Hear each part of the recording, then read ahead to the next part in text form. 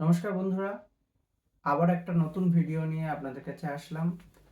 এর আগে অনেক দিন হয়ে গেল, প্রায় 2 মাসের মতো প্রায় ভিডিও করা হচ্ছে না, কারণ কিছু সমস্যা দেখা দিয়েছে, যার জন্য নাকি আমার এই ভিডিওটা একটু দেরি হয়ে গেল। আশা করি আপনারা ক্ষমা করে দেবেন। আমার নতুন ভিডিও, যেটা নিয়ে আমি আপনাদের জন্য এর আগেও বলেছি যে আমার উদ্দেশ্য হচ্ছে আপনাদের কিভাবে টাকা বৃদ্ধি করা যায় সেই পদ্ধতিগুলো বলা, বা কিভাবে ইনভেস্টমেন্ট করা যায় সে সম্পর্কে আপনাদেরকে জানানো, এটাই আমার মূল উদ্দেশ্য। তো সেটা ভাবতে গিয়ে আবারও নতুন কিভাবে টাকা তৈরির কোনো উপায় আছে নাকি সেটা খুঁজতে গিয়ে আজকে নতুন একটা ভিডিও, যেটা আপনারা দেখতে পাচ্ছেন হয়তো, সুন্দরম কনজাম্পশন ফান্ড। এই ফান্ডটা নিয়ে কেন বলতে চাইছি, কারণ সামনেই দেখেছেন যে আপনারা সবাই অবগত আছেন আশা করি, যে আমাদের ইলেকশন কিন্তু রেজাল্ট আউট হয়ে গেছে, যেটার জন্য আমরা অনেক প্রতীক্ষিত এই রেজাল্টের উপর দাঁড়িয়েছিলাম। কারণ কি, রেজাল্টের উপর নির্ভর করে এই অনেকটা শেয়ার বাজার উত্থান এবং পতন নির্ভর করে। তো রেজাল্ট চলে এসছে এবং সেখানে আমরা থার্ড টার্মের জন্য মোদি গভর্নমেন্টকে আমরা দেখতে পেলাম, কিন্তু দেখতে পেলেও সেই গভর্নমেন্টে কিন্তু অতটা শক্তিশালীভাবে আসেনি।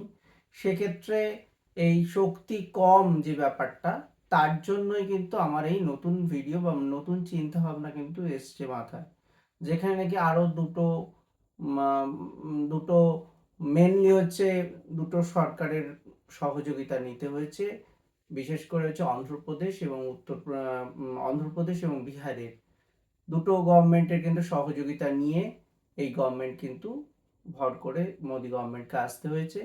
যার জন্য নাকি আমার মনে হচ্ছে আসছে দিনে গভর্নমেন্টের যে যে সমস্ত পলিসি ছিল সেক্ষেত্রে কিছু পরিবর্তন আসতে পারে, এবং গভর্নমেন্টের যে রেজাল্ট, যেখানে নাকি সংখ্যাগরিষ্ঠ গভর্নমেন্ট প্রায় 400 আসনের দাবি করেছিল, সেক্ষেত্রে অনেকটাই কম এসছে। যার জন্য নাকি এই আসন নিয়ে বলার পেছনে কারণ হচ্ছে আর কিছুই নয়, যে আমাদের যে ইনভেস্টমেন্ট প্যাটার্নটা কিন্তু অনেকটা চেঞ্জ হতে চলেছে।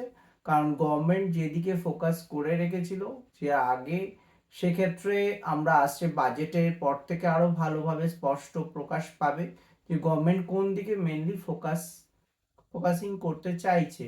কিন্তু আমি আগেই আমার চিন্তা ভাবনাটাকে মনে হচ্ছে যে একটা আমাদের ইনভেস্টমেন্ট নিয়েও একটু পরিবর্তন করার প্রয়োজন আছে। তো কনজাম্পশনের দিকে আমি কিন্তু ফোকাস করতে চাইছি। কারণ কনজাম্পশন কেন, দেখুন, গভর্নমেন্ট যেহেতু মেজরিটি আসতে পারেনি, সেহেতু গভর্নমেন্ট কিন্তু ইনফ্রাস্ট্রাকচার রিলেটেড যে কাজগুলো করছিল, অর্থাৎ একার উপর নির্ভর করে, তো বিজেপি যে একা সংখ্যাগরিষ্ঠ হিসেবে দল হিসেবে কাজ করছিল, যেভাবে স্বাধীনভাবে কাজ করতে পারতো, সেক্ষেত্রে কিছুটা হলেও বাধার সম্মুখীন হতে পারে। সেই জন্য সেক্ষেত্রে তাদের যে অন্যান্য নীতিশ কুমার এবং চন্দ্রবাবু নাইডুর যে সহযোগিতা নিয়ে যে গভর্নমেন্ট চালাবে, সেক্ষেত্রে গভর্নমেন্ট বলতেই পারে যে আরো কিছু, তারা বলতে পারে যে সাধারণ মানুষের কাছে যাতে টাকা পৌঁছায়, তার মাধ্যমে কিন্তু কিছু কাজ করতে হতে পারে গভর্নমেন্টকে। এর ফলে কি হচ্ছে, সাধারণ মানুষের কাছে টাকা পৌঁছাতে পারে বিভিন্নভাবে গভর্নমেন্টের প্রকল্পের মাধ্যমে, এবং গভর্নমেন্ট যদি সাধারণ মানুষের কাছে টাকা পৌঁছায়, সেক্ষেত্রে কনজাম্পশন রিলেটেড কিন্তু একটা আমাদের ভারতবর্ষ জুড়ে একটা পরিবর্তন আসতে পারে। এবং কনজাম্পশন যদি পরিবর্তন হয়, সেক্ষেত্রে কিন্তু আমাদের নিত্য নৈমিত্তিক জীবনে যে সমস্ত জিনিস আমরা ব্যবহার করে থাকি, যেমন এফএমসিজি, অর্থাৎ যে ফাস্ট মুভিং কনজাম্পশন গুডস যেগুলো আছে, যেগুলো প্রত্যেক দিনই আমরা ব্যবহার করে থাকি আমরা নিত্য নৈমিত্তিক জীবনে, আপনার পেস্ট থেকে শুরু করে, আপনার ডাব সাবান থেকে ব্যবহার করে, ল্যাকমি যে লিপস্টিক থেকে শুরু করে, প্রত্যেকটা জিনিসে আমাদের কিন্তু নিত্য নৈমিত্তিক জীবনের প্রয়োজনীয়তা আছে, এবং এইগুলো কিন্তু এই জিনিসগুলো ব্যবহার হয়। এবং যদি গভর্নমেন্ট বিভিন্ন সাধারণ মানুষের কাছে টাকা পৌঁছায়, এই ধরনের জিনিসগুলো কিন্তু ব্যবহার আস্তে আস্তে মানুষের বাড়বে, এবং এই ধরনের স্টকগুলোর উপর এফেক্ট কিন্তু আসতে থাকবে। এবং যেমন দেখুন, আমার যে ফান্ডটা আমি সাজেস্ট করছি, সুন্দরম কনজাম্পশন ফান্ড, এই ফান্ডের যে ফান্ড ম্যানেজার আছেন হচ্ছে আশিস আগরওয়াল আছেন, এবং এই ফান্ডের যে অ্যাসেট আছে হচ্ছে 1393 কোটি টাকা। কেন এই ফান্ডটা বেছে নিলাম? দেখুন, এই ফান্ডের যে পোর্টফোলিও আছে, প্রথম টপ 10 পোর্টফোলিওর ওপর আমি ফোকাস করছি। কারণ প্রথমের 1 নম্বর কোম্পানিটা আছে ভারতী এয়ারটেল, যেটা আমার সবার জানা কোম্পানি। এবং যদি আপনাদের মধ্যে কোনো ভারতী এয়ারটেল সম্পর্কে যা না জানা থাকে, তাহলে আমি ক্লিয়ারলি বলতে চাইছি, ভারতী এয়ারটেল হচ্ছে এয়ারটেল কোম্পানি, যেটা নাকি আমরা মোবাইলে আমরা কানেকশান হিসাবে ব্যবহার করি। এয়ারটেলের কানেকশান, যাতে আমাদের যোগাযোগ ব্যবস্থা ভালো হয়, সেই জন্য আমরা ভারতী এয়ারটেল ব্যবহার করে থাকি।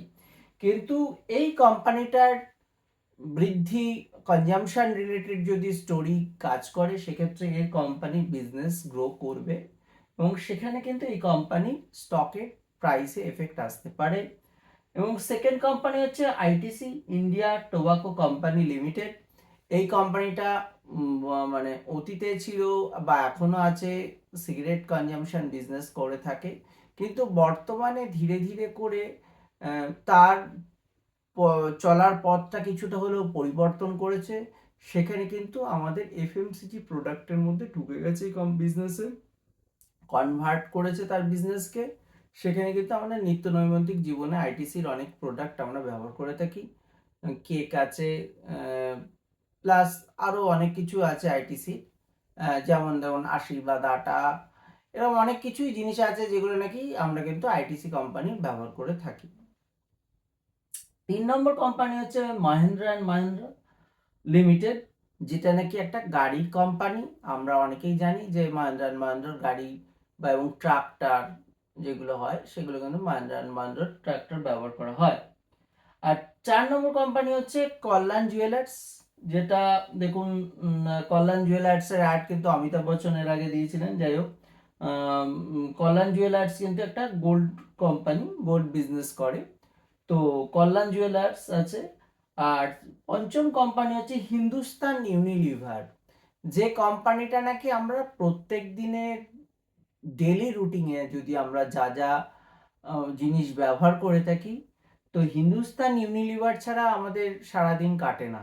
মানে যে কোনো, দেখুন ডাব শ্যাম্পু ধরুন, বা ডাব সাবান ধরুন, বা সানলাইট ধরুন, আপনাদের কাপড় কাচার বা জামা কাপড় পরিষ্কার করার যে ডিটারজেন্ট, বা বলুন সার্ফ এক্সেল, বা এরকম অনেক জিনিস, অনেক মানে জিনিস, সম্ভবত লাক্সও আছে, লাক্স সাবান। তো এরকম আমাদের নিত্য নৈমিত্তিক জীবনে ব্যবহার করার জিনিস সবটাই হচ্ছে হিন্দুস্তান ইউনিলিভারের উপর। যেমন ল্যাকমির যে সমস্ত প্রোডাক্টগুলো আমরা ব্যবহার করে থাকি, সেটাও হিন্দুস্তান ইউনিলিভারের আছে।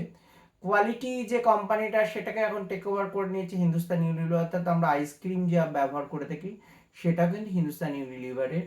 তো হিন্দুস্তান ইউনিলিভার ছাড়া আমরা কোনো জিনিস ব্যবহার করি না, মানে ম্যাক্সিমাম জিনিসই হিন্দুস্তান ইউনিলিভারের ব্যবহার করে থাকি। তো টাইটান কোম্পানি লিমিটেড, টাইটান তো আপনারা বুঝতেই পারছেন যে টাইটানের মেইন দুটো ব্র্যান্ড আছে, টাইটান আই কেয়ার বলে, যেটা আমরা টাইটানের ঘড়ি আছে, টাইটানের চশমা আছে, এবং টাইটানের আর একটা ব্র্যান্ড, বড় ব্র্যান্ড হচ্ছে তানিস্ক, যেটা গোল্ড বিজনেস করে টাইটান। তো এইগুলো সবই কিন্তু টাইটানের মধ্যে আছে। তারপরে কোম্পানি হচ্ছে মারুতি সুজুকি ইন্ডিয়া লিমিটেড, যেটা নাকি আমাদের এখনকার দিনে মানুষের যে লাইফস্টাইল পরিবর্তন হচ্ছে, তাতে কিন্তু গাড়ির ব্যবহার বেড়ে যাচ্ছে।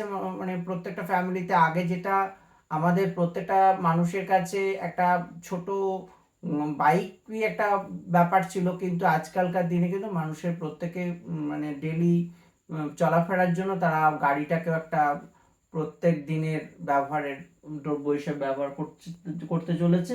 তো মারুতি সুজুকি ইন্ডিয়া। আর এছাড়াও এটা আপনার হচ্ছে 7 নম্বর স্টক বলছি।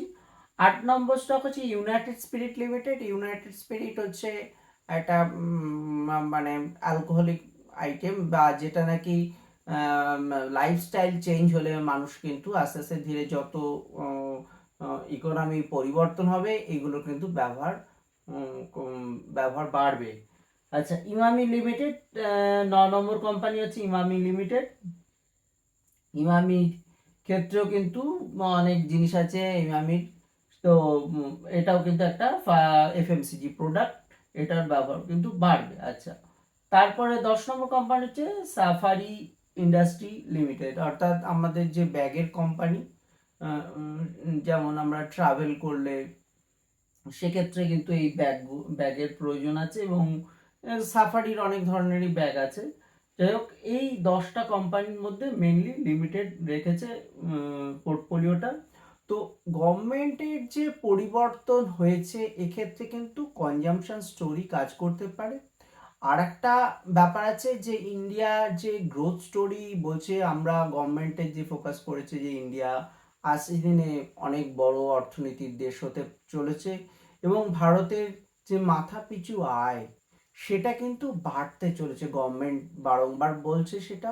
আমাদের দেশ হচ্ছে পৃথিবীর জিডিপিতে 5ম বৃহত্তম দেশ, এখান থেকে আমরা গভর্নমেন্ট ফোকাস করছি এখানে 3 নম্বর, মানে জিডিপিতে 3 নম্বর দেশ হতে চাইছে। এই সব ক্ষেত্রে যদি আমাদের দেশের জিডিপি বৃদ্ধি পায় এবং মানুষের কিন্তু কনজাম্পশনটাও বাড়বে, এবং এখন এই মুহূর্তে আমাদের দেশের মনে করুন মাথা পিছু আয় $2000 কিছু বেশি আছে, কিন্তু চায়নাতে সেটা প্রায় ধরুন $12,000 আছে, 13,000 ডলারের কাছাকাছি, এবং ইউএসএ সেটা প্রায় $77,000 আছে।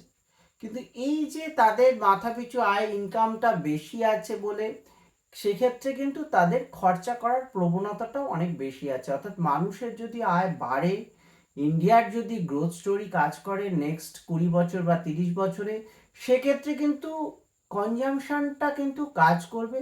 এক্ষেত্রে কনজাম্পশন ফান্ড কিন্তু লং টার্মে ভালো করতে পারে, এবং এটার উপর ভিত্তি করে কিন্তু আমার এই ভিডিও করা। আসছে দিনে কিন্তু এই সেক্টর কিন্তু ভালো করতে পারে। যাই হোক, এইটুকুনি বলেই আমার ভিডিও আমি শেষ করতে চাই। ভালো থাকবেন, সুস্থ থাকবেন, নমস্কার।